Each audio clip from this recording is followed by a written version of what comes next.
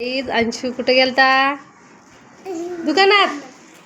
काय काय आणलं दाखव.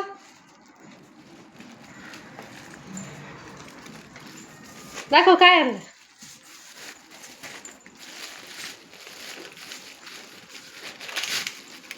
बोरकूट, मॅगी, अरे बिस्किट, बिस्किट, आईस्क्रीम. आता मॅगी खायची का? हा, खायची का नाही? नाही. तू काय खातो? काय खातो? आईस्क्रीम. छान आहे का? मला दे की. दे की.